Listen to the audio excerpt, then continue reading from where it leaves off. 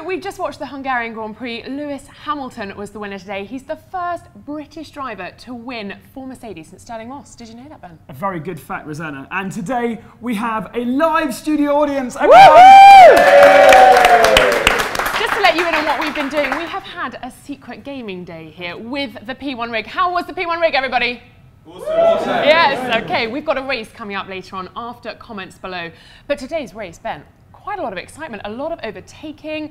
Right from the beginning, we had Rosberg running off the track in the first 2 corners. We had a fantastic grid set up with 4 different cars from 4 different manufacturers on the front 4 positions, and it all got rather hectic and mixed up, as you say.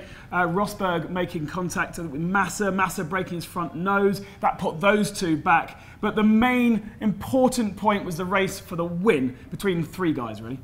And Romain Grosjean. And he was one of them. He was one of those, taking a drive-through penalty. What did we think about that, everybody? Oh, we're not agreeing with that. So he got that penalty for being off the track. Do you think he was? This is an interesting one. Okay, so the stewards are the decision makers, and we are the fans in here. How many people here think that the stewards made the right decision? Anyone at all?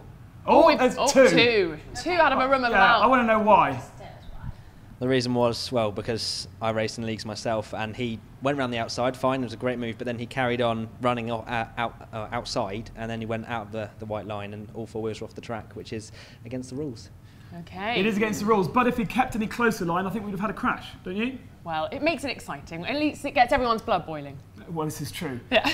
Overwhelming majority think it was wrong, though. Yes, exactly. So the majority rules here, but sadly not on the track out in Hungary. Yeah. So Lewis has won. On the podium with him, Raikkonen. Raikkonen, how did everyone think about the Finn today? Was he racing to win, do you think? Could he have won it? No. No. Really. And Vettel, current championship leader. What are you thinking over there?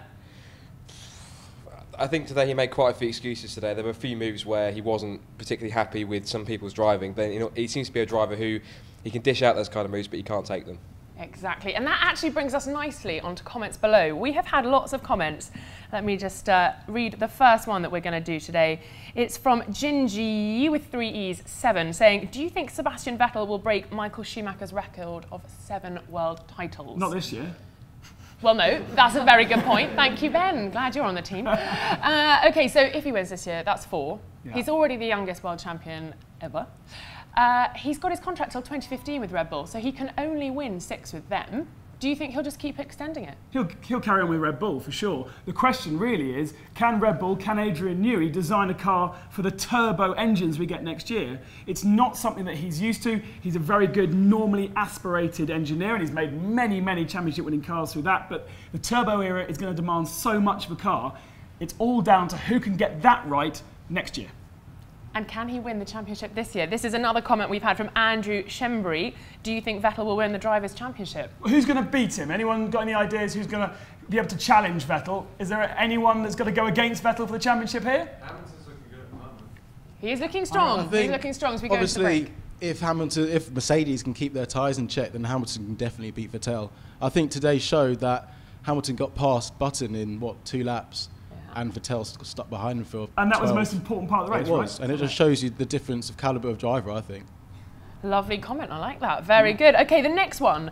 And we can open this up to the floor as well. I'm quite interested by this comment. Rakeen Singh has said, in a post-apocalyptic, sorry, I put my teeth in, apocalyptic world, how did I get it right? No. You have to pick 3 F1 drivers to survive with and to rebuild humanity. So maybe not you on this one.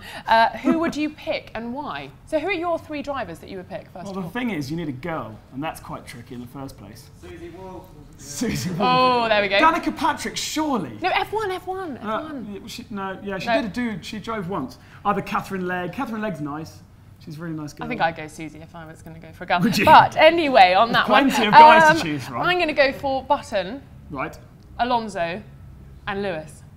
Because Alonso can teach me all the romantic languages. Button's a bit of eye candy.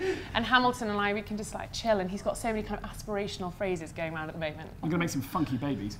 OK. Anyone on the floor? Who do you want to build the humanity with?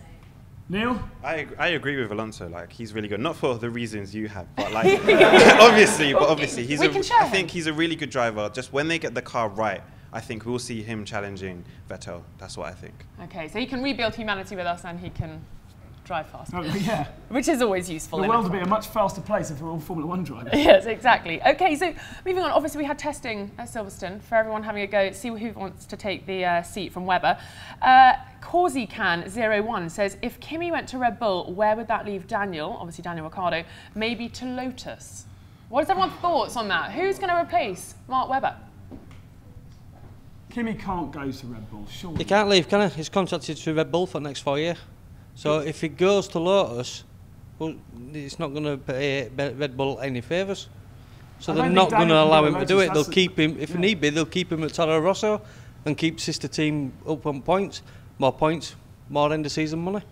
I think the fundamental problem, though, is Red Bull have got this fantastic young driver academy that's been going for so many years. And when I finished racing, it was going then, and that was a long time ago. And they haven't actually brought that many people through it. You know, Jaime Alguersuari is one of those guys who actually failed through it. So we need to really have someone to work through the system. Mark wasn't in it. And prove it works, exactly. Exactly. And actually, just in relation to that, T55 Storm says, nah, I think he's replying to someone saying if, and that's in capital letters, if, and it really is if, because it's foolish if they do so. Red Bull hire Raikkonen, Ricciardo would stay with Toro Rosso, and Nicolas Prost, Paul di Resta, or even Bruno Senna would take the Lotus seat. It's a big call there, but Prost was doing very well in the testing. He did very well there. He's a good friend of Bouffier, and they've got a very close relationship from many, many years ago. So there is a relationship there. I don't think Nico is really cut out for Formula 1. And the Bruno Senna suggestion, he's only a year contract with Aston Martin. And Bruno Senna would be a nice idea. Could he come back? Yeah, it would be nice to see Senna back in F1. So, and the last one, well, I just picked this because it was going into the race saying FH 1987. Yeah, I was born. Hungary's hot heat hinders Hamilton's hopes. Well, no, it does not hinder his hopes. And of course, he was on the podium, first place, going into the spring break, should we call it? What I love about today's race is everyone started the weekend going, well, Mercedes haven't got a hope in hell. They didn't go testing, they weren't allowed to test, and therefore they can't use the tyres. Even Lewis was saying, I'm not going to win the race, and look what happened. But he's very good at putting himself down going into a race. Remember the whole team, all the journalists, all the media that were out there, they weren't paying any attention to Mercedes, and it sort of proves to me that testing was a bit invaluable at Silverstone. So a good result today. What does everyone think? Lewis, first place, taking the win. Enjoy the race? Yes? Yes. Good. So we're all going into the holidays now, back for Spa. Holidays? Well, sort of holidays. No more F1 for a few weeks. No. But we will be back. We are going to Spa. We're going to have an awesome road trip with Tim Schmid. Nice. So lots to look forward to. But till then, thank you very much, everyone. We've got to get on with a massive race here, our very own version of the Hungarian Grand Prix. Thanks for watching. Cheers, guys. We are hosting an exclusive gaming day in a secret location. Check out our website. Coming up on today's show, we have the MotoGP result from Laguna Seca. Ben's going to be explaining what high-siding